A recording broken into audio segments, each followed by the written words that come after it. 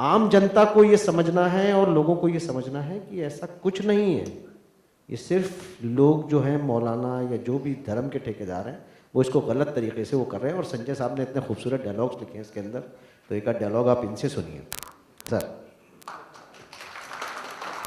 इनकी एक लाइन जो है वो पूरी मेरी स्क्रिप्ट के ऊपर भारी है। मैं स्क्रिप्ट इनको फ्री में दे दूं अगर ये वो लाइन में मेरा नाम डाल दें कि जिस मजहब की शुरुआत इकरा लफ्ज़ से होती है, इकरा का मतलब होता है पढ़, उसमें तुम जैसे जाहिलों की भरमार कहाँ से हो गई। वाह क्या बात।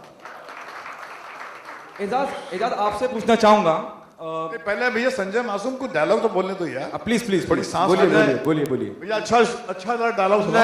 नहीं मतलब बस मैं जो समझता हूँ जिहाद के बारे में, इस्लाम के बारे में, या जो हिंदुस्तान में इस वक्त हालात हैं उनके बारे में, वो सब मैंने कोशिश की है अपने डायलॉग के थ्रू फिल्म में रखने की।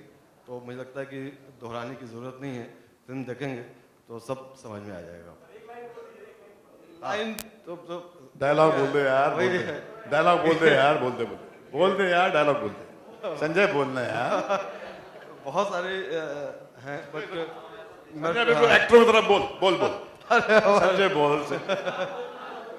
संजय बोल नहीं तो अभी आप अब्बास भाई को बुला देंगे, अब्बास भाई का डायलॉग बोलेंगे। बोल बिल्कुल। बट एक एक लाइन बहुत मेहनत की हमने, हम सबने मिलकर।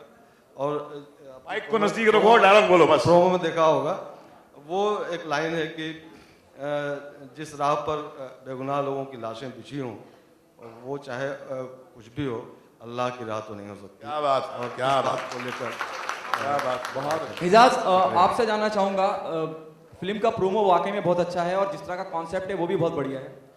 मुकेश जी और भट्ट साहब जैसी दिग्गज हस्ती जब फिल्म से जुड़ जाती है, अगर आपकी पिछली फिल्म की मैं बात करूं जो आपकी रिलीज हुई थी, आपको नहीं लगता कि आपके कैरियर में भी एक नया मकाम ये फिल्म खड़ा करेगी? क्योंकि जैसे मुकेश जी ने कहा कि फिल्म को बनाना आसान है, उसे रिलीज करना बड़ा मुश्किल है। आप मानते हैं? Do you agree with this? You will get a new platform. Do you agree it's a turning point in your career? Yes अल्हम्दुलिल्लाह, अल्लाह का बहुत बड़ा एहसान है कि भट्ट साहब और मुकेश भट्ट जी और महेश भट्ट जी ने इस फिल्म पे सपोर्ट दिया है और इस फिल्म को समझा है।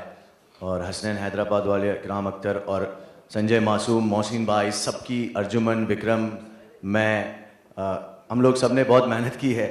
वो मेहनत आपको इंशाल्लाह फिल्म में दिखेगी। और मेरी लाइफ का टर्निंग पॉइंट तो ये है ही कि भट्ट साहब के साथ और भी 2-3 फिल्में कर रहा हूँ मैं, तो मैं भी करना चाहती हूँ। हाँ, ये दोनों का रोल है, लाशों में है ये दोनों, गोनी में। पूरी फिल्म में मैं गोनी लेके जाता हूँ, ये लोग दोनों जीप में पीछे रहते हैं गोनी के अंदर। एक फिल्म में तो मुझे लाश बनाया, अभी दूसरी में नहीं। काफी हो गया इसमें। भाई हसनैन से बात करिए, हसनैन आपको ज़्यादा बता पाएंगे और मैंने अपने रोल के बारे में तो आपको बता ही दिया है। पूछिए सर, कौन पूछना चाहता है? कौन है? जो करना था हमने तो कर दिया, अब आपके सामने पिक्चर है। बट सर आपसे एक क्वेश्चन था। बट सर यहाँ पे to your left. But sir, every time there is a terrorist attack in India, the origins of the same are traced back to Pakistan, and we collectively blame the country for all the attacks. Do you think it is right or wrong to blame Pakistan for every terrorist attack that happens in India? There are no absolute positions that you can take about things ever in life. There are reasons to blame them for the attacks that take place here, because there are times when the fingerprints of Pakistan's non-state players, as they are described by my Prime Minister and by the people in the intelligence, are there. So that's why, rightly, we blame them for orchestrating the attack, like that worst tragedy that hit Mumbai. Undoubtedly, its origin is in Pakistan, and the problem is that unless that problem is resolved, no matter what we people in the civil society do, the gaps between the two nations cannot be bridged. But there are times when we have indigenous people doing acts of terror. They could belong to one faith,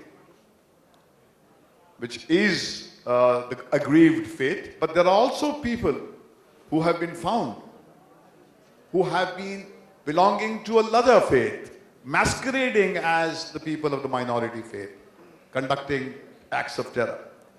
So, I think we must not rush to conclusions.